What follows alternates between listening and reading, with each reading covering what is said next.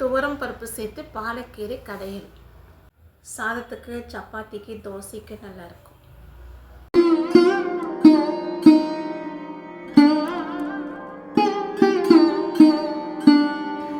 100 gram துவரம் பருப்பு அரை மணி நேரம் ஊற வச்சுருக்கேங்க. இது குக்கரில் சேர்த்துக்கலாம். பருப்பு முழுகிற வரைக்கும் தண்ணி சேர்த்துக்கலாம். ஒரு 4 பச்சை மிளகாய் கட் பண்ணி சேர்த்துக்கிறேங்க.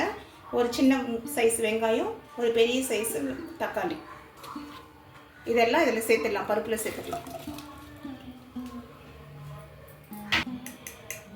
ஒரு 1/4 டீஸ்பூன் மஞ்சள் தூள் சேர்த்துக்கலாம்.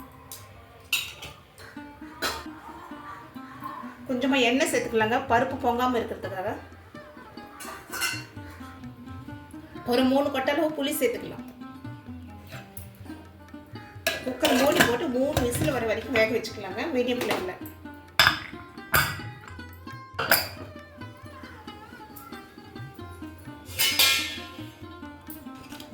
பருப்பு வெந்துருச்சுங்க. இப்போ கீரையை சேர்த்துடலாம்.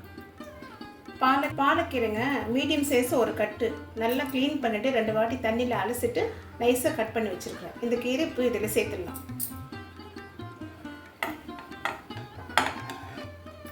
இப்போ கீரையை சேர்த்துட்டு ஒரு 5 நிமிஷம் மீடியம் ஃப்ளேமில் வேக வச்சுக்கிறேன். சின்னதாக கட் பண்ணாலும் சீக்கிரமாக வெந்துடுங்க. அதனால் ஒரு 5 நிமிஷம் வெந்தால் போதும் கீரை. கீரை வெந்துடுச்சுங்க. ஸ்டவ் ஆஃப் பண்ணிடலாம். வேக வச்ச கீரையை சட்டிக்கு மாற்றி வச்சுங்க. இப்போ தேவையான அளவு உப்பு சேர்த்து கீரையை கடைஞ்சிக்கலாம். அவ்வளோதாங்க, கீரை கடைஞ்சாச்சு. ரொம்ப மையமும் கடையக்கூடாதுங்க. பாருங்கள், இந்த அளவு கடைஞ்சா போதும். கடாயில் ஒரு டேபிள் ஸ்பூன் எண்ணெயை சேர்த்துக்கலாங்க. அரை ஸ்பூன் கடுகு சேர்த்துக்கலாங்க.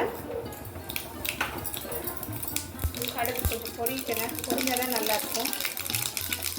அரை ஸ்பூன் சீரகம் சேர்த்துக்கலாங்க. இப்போ 4 காஞ்ச மிளகாய் சேர்த்துக்கலாங்க.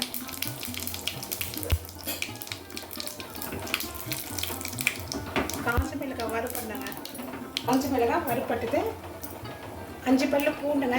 இந்த மாதிரி நைஸாக கட் பண்ணி சேர்த்து கோல்டன் கலராக வரணுங்க பூண்டு. கருவேப்பிலை சேர்த்து தாளிப்பு வறுப்பட்டுச்சுங்க. பருப்புல சேர்த்து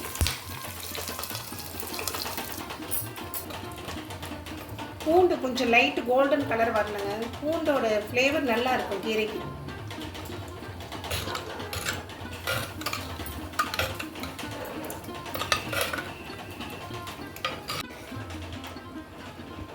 அதுதாங்க, பருப்பும் பாலக்கீரையும் போட்டு கடையும்.